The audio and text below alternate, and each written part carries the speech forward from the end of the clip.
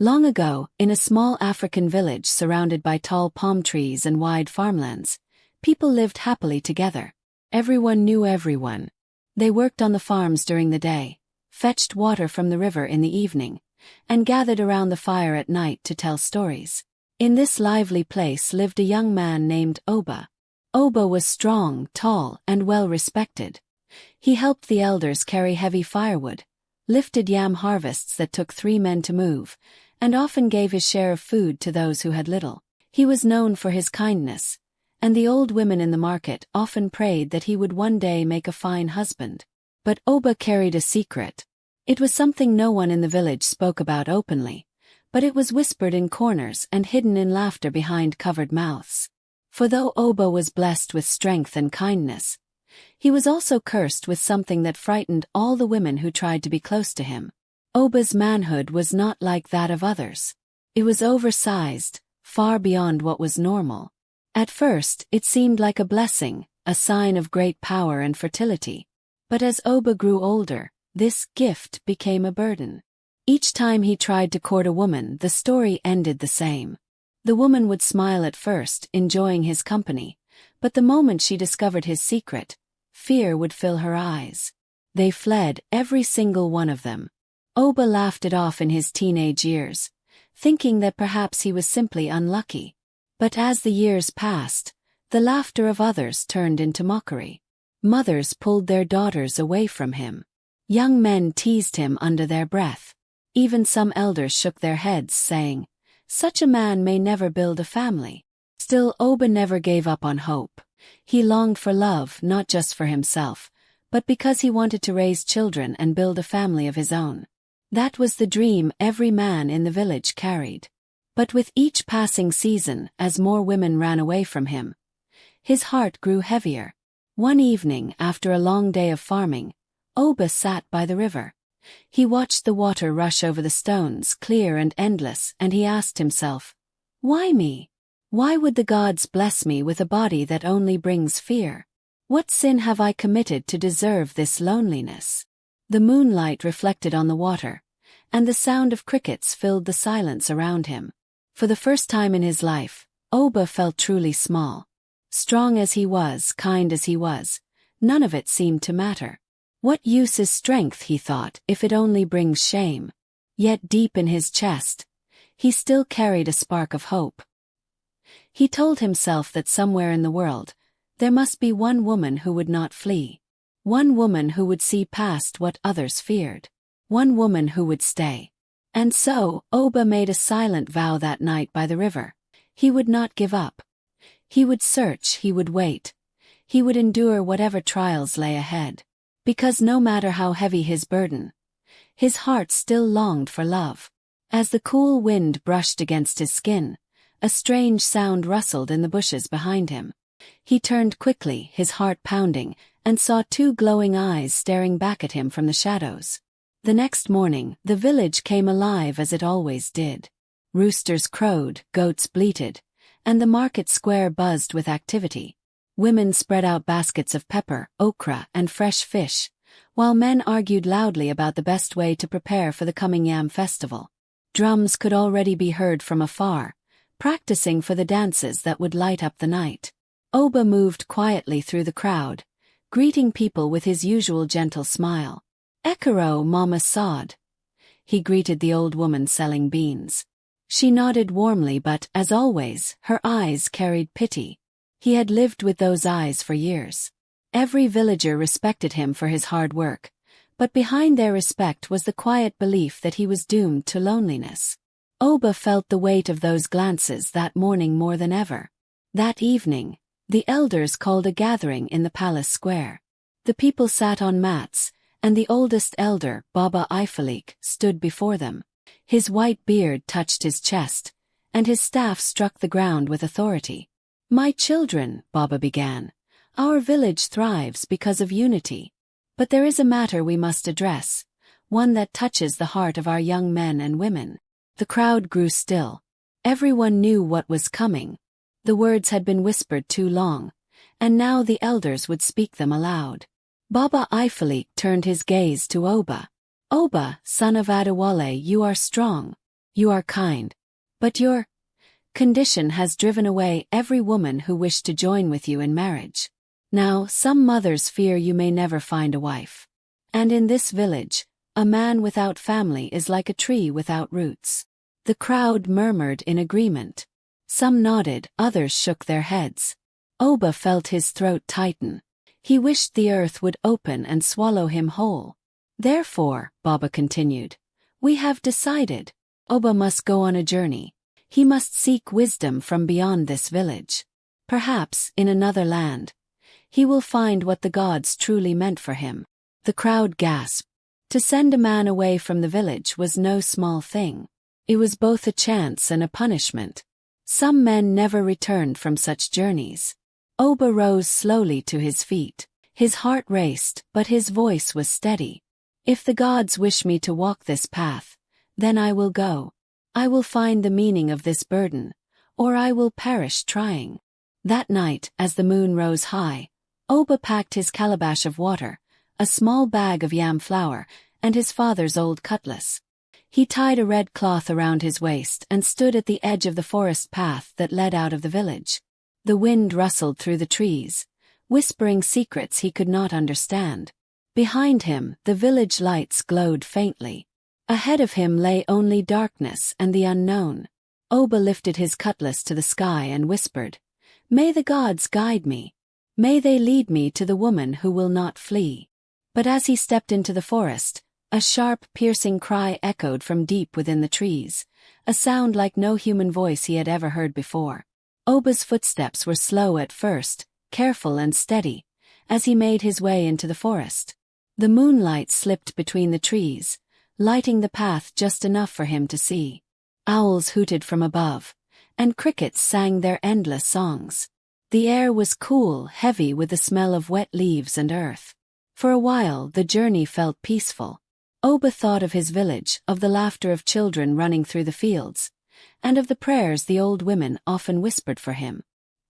He touched the red cloth tied around his waist and whispered back, "I will not fail. I will return." At dawn, he reached a clearing where a stream cut through the forest. The water sparkled in the morning sun, and Oba bent down to drink. He washed his face, letting the cold water refresh his spirit. For a brief moment, he felt strong again, as if the gods themselves had blessed him with courage. But as he rested, a rustle came from the bushes. Out stepped a small figure, a trickster-looking man with sharp eyes, a crooked smile, and a staff taller than himself. His clothes were patched, and bells dangled from his ankles, jingling with every step.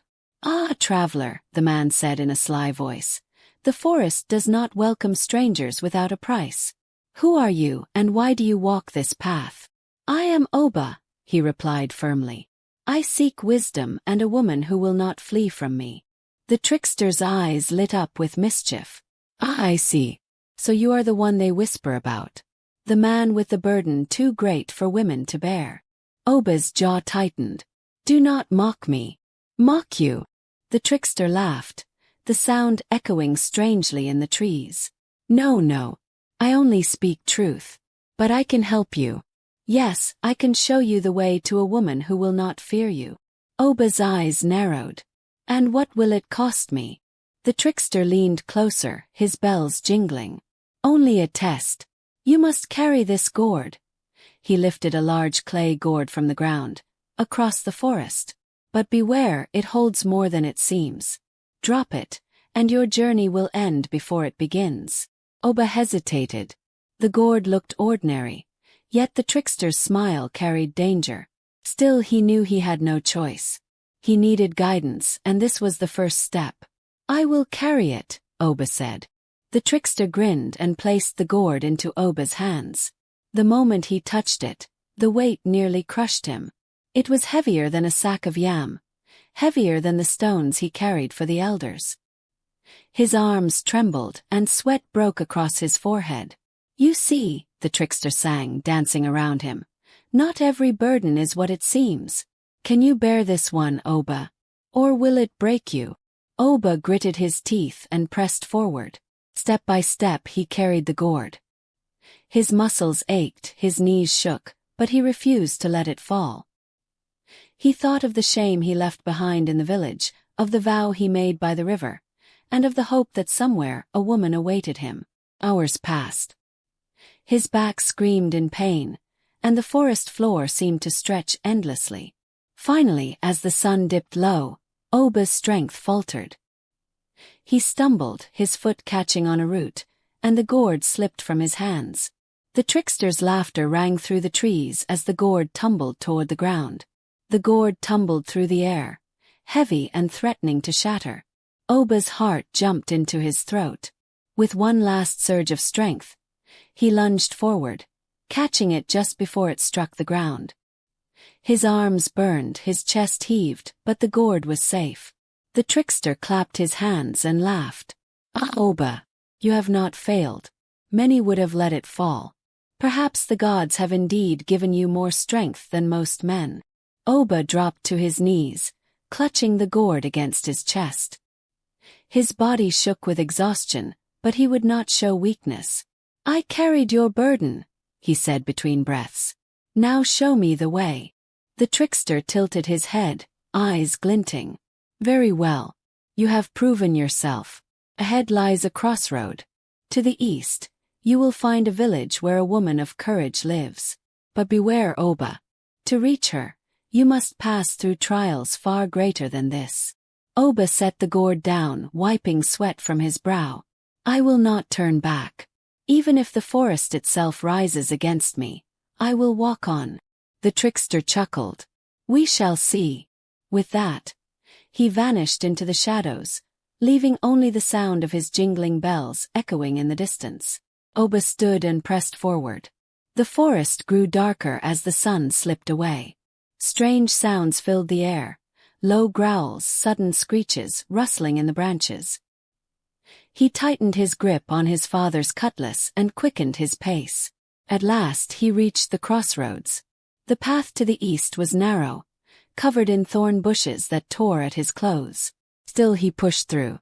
The further he went, the colder the air became, until a strange mist wrapped around him. Through the fog, he heard a woman's voice. It was soft, almost like singing carried by the wind. Oba froze. The sound was beautiful, but it filled him with unease. He stepped closer, drawn by the melody, and soon saw her. A woman stood in the mist, dressed in flowing white cloth that glowed faintly in the moonlight. Her face was partly hidden, but her eyes sparkled like stars. She raised her hand toward him and smiled. "Oba," she whispered, though he had not spoken his name. "I have been waiting for you." Oba's chest tightened. Could this be the woman the trickster spoke of? Could it be that his journey was already over? But before he could take another step, her smile widened. Too wide, unnaturally so. Her teeth sharpened into points, and the mist thickened, curling like smoke around her body. The song in her voice turned into a low growl. Oba's hand tightened around his father's cutlass as the mist creature stepped closer. Her glow flickered like fire, and her once beautiful eyes turned dark and hollow. "You seek love," she hissed, her voice no longer sweet but sharp like a knife. "But love is not for you, Oba. Your burden is too great. Every woman will flee. Every woman will fear. You are cursed." Oba steadied his breath. "If I am cursed, then let me hear it from the gods themselves, not from a spirit that hides in fog." The creature screeched, the mist swirling violently around them. Her long fingers stretched toward his chest, and Oba swung his cutlass with all his strength. The blade cut through the fog, and with a piercing cry, the woman vanished into smoke. Oba dropped to his knees, trembling. Sweat poured down his face, and his heart pounded like a drum. He had faced danger before, wild animals, storms, even angry men, but never something like this. This was not just a trial of strength. It was a battle for his spirit. As the mist cleared, Oba noticed something on the ground where the creature had stood. A small clay pot, cracked and glowing faintly. He picked it up carefully, and inside was a folded piece of cloth. He opened it to reveal ancient markings, symbols of the gods. Confused, he whispered, "What does this mean?" Before he could ponder further, a soft voice spoke from behind him. "It means, Oba, that you are not cursed. You are chosen." Oba spun around. An old woman stood there, leaning on a staff carved with patterns of snakes and birds. Her hair was white as cotton, and her eyes were sharp, glowing faintly in the moonlight. She was no ordinary woman. She was a priestess of the gods. "Chosen?" Oba asked, his voice shaking. "How can I be chosen when my life is filled with shame? Women run from me. Men laugh behind my back. I have no family, no wife, no children. What kind of chosen man lives like that?" The priestess smiled gently. "Sometimes the gods give a gift so heavy, men mistake it for a curse. Your body is not your shame, Oba. It is your test. The right woman will not run from you, because she too will carry a burden as heavy as yours. Together, you will balance each other." Her words struck him like thunder. All his life, Oba had believed he was cursed.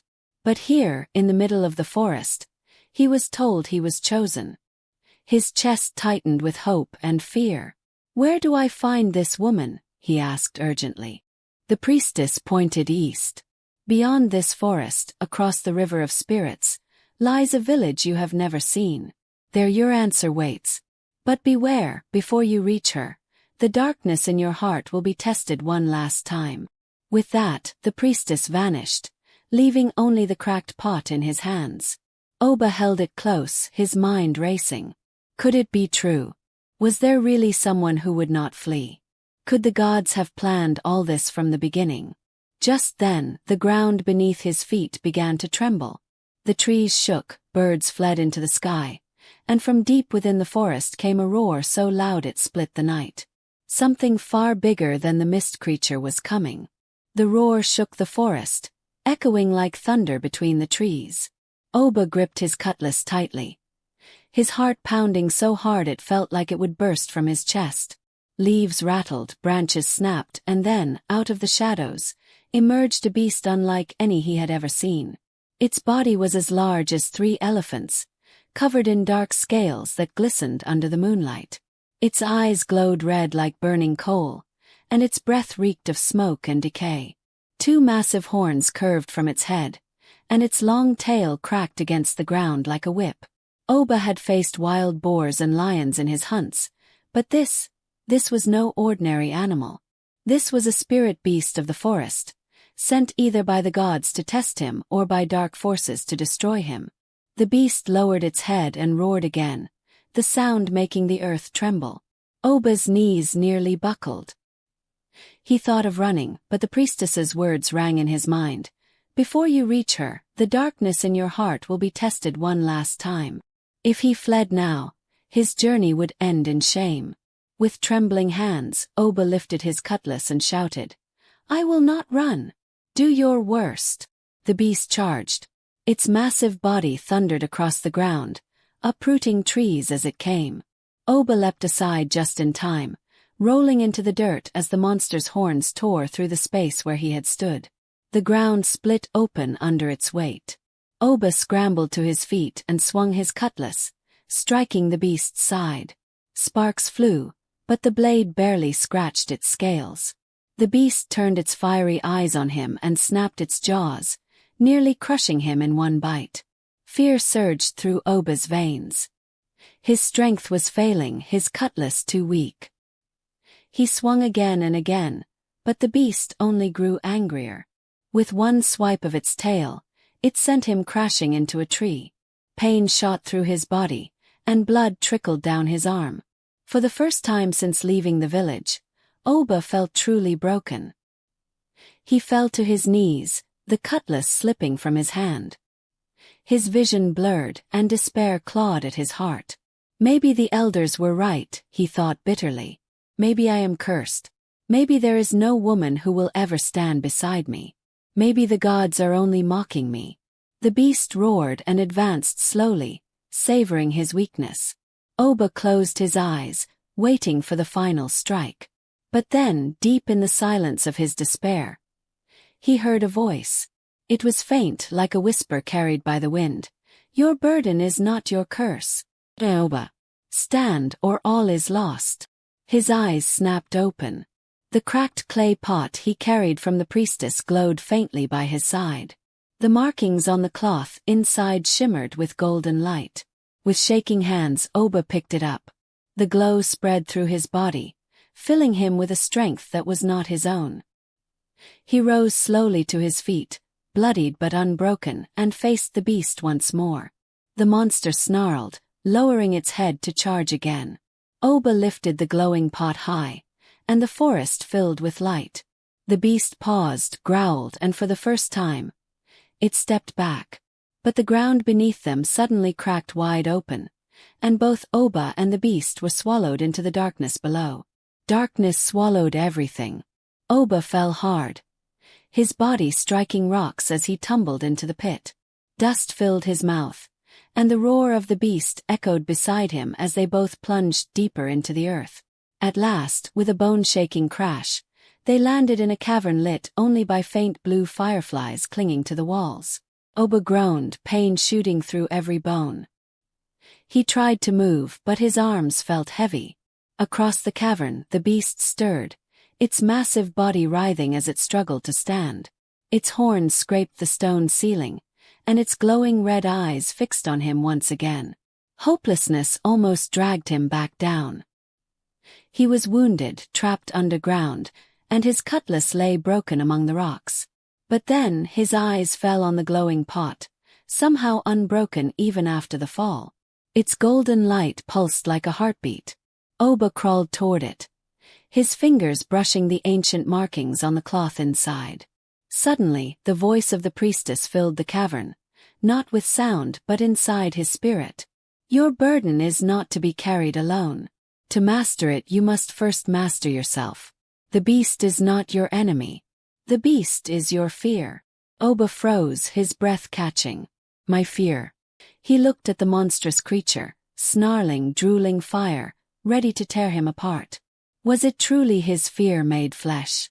The beast charged again, its claws shaking the cavern. Oba gripped the glowing pot and stood tall, though his body shook. If you are my fear, he shouted, then hear me now, I will not run any more. The beast roared and leapt at him. Oba raised the pot high, and golden light burst out, flooding the cavern.